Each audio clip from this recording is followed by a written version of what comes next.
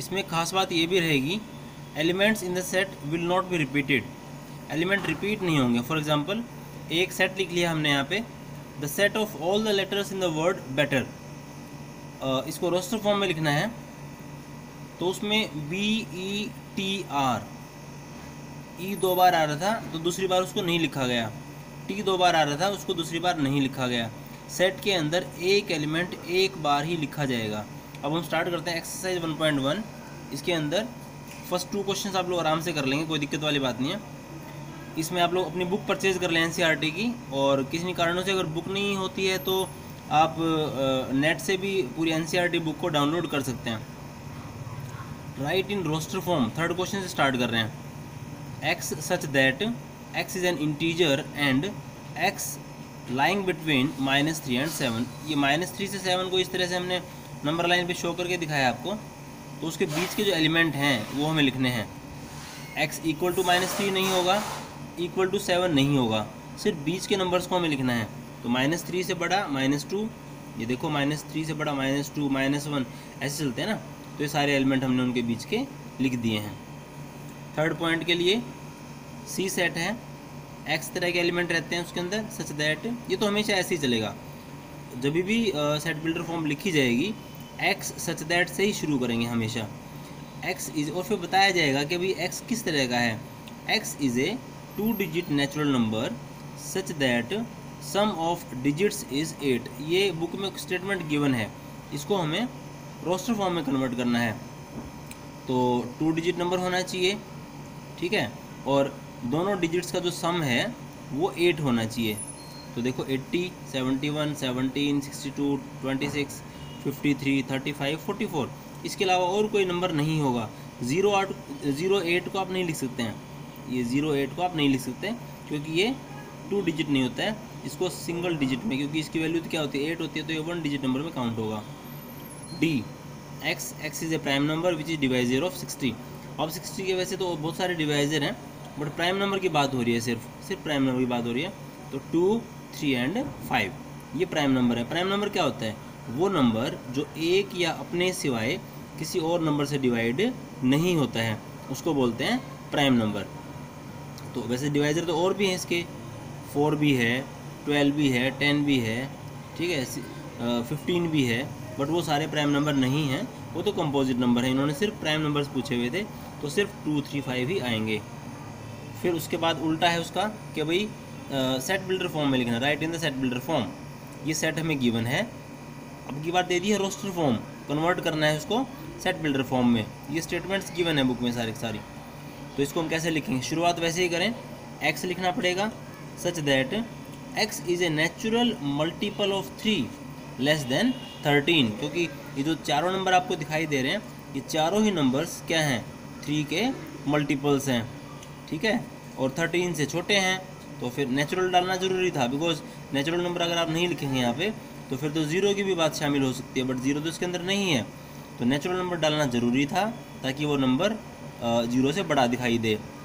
Natural multiple of 3 less than 13, यहाँ भी ऐसे ये पहले पहचान लें कि ये नंबर होते किस तरह के हैं। इसको लिख सकते हैं आप 2 की 1, फिर 2 की 2, 2 की 3, 2 की 4, 16, 2 की 5, 32। तो ये एक खास तरह का नंबर हो गया कि 2 की पावर बढ़ती जा रही है। तो x such that x is equal to 2 to the power n, ये देखो 2 की पावर n ही तो था, 2 की पावर n, n की वैल्यू क्या है 1, 2, 3, 4, 5, तो n को फिर यहाँ पे डिस्क्राइब कर दो, n is a natural number less than 6, क्योंकि जो n की वैल्यू आपको दिखाई दे रही है 2 की पावर n, n क्या है, n की वैल्यू 1, 2, 3, 4, 5, तो 1, 2, 3, 4, 5 को हमने कैसे लिख दिया कि वो नेचुरल नंबर है और वो लेस देन 6 है। तो इसका जो मतलब निकलता है, वो मतलब क्लियरली ये निकलना चाहिए कि भाई n की वैल्यू 1, 2, 3, 4 एंड 5 बन रही है। तो इनको पुट करते ही जब आप यहाँ पे n को 1, 2, 3, 4, 5 पुट करेंगे तो सारी वैल्यू वही बन के तैयार हो जानी है। तो ये भी आपको ध्यान रखना चाहिए। इसी तरह से 5 की पावर्स के लिए भी है सेम टू सेम।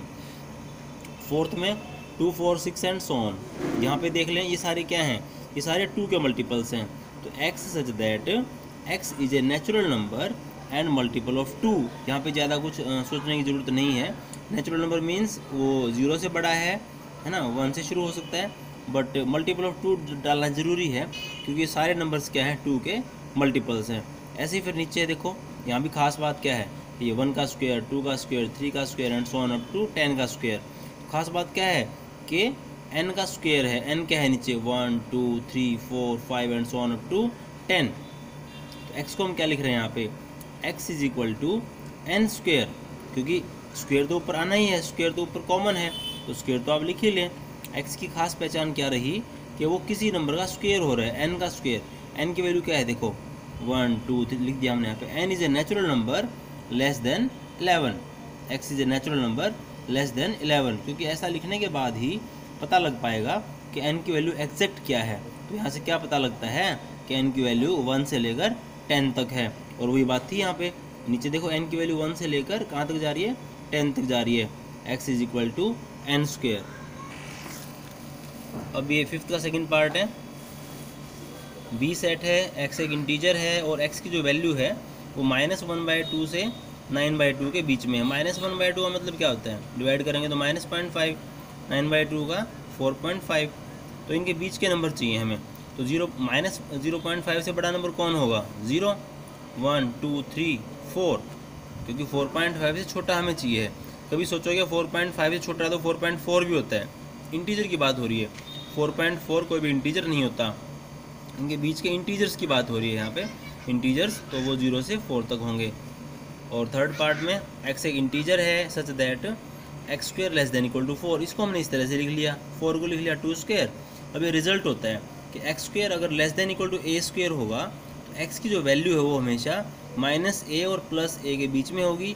इक्वल है तो यहाँ पे इक्वल भी आएगा, ये देखिए इक्वलिटी है यहाँ पे। इक्वलिटी का मतलब क्या है कि वो वैल्यू इक्वल टू 2 भी हो सकती हैं। तो x की वैल्यू क्या होगी, -2 से +2 तक।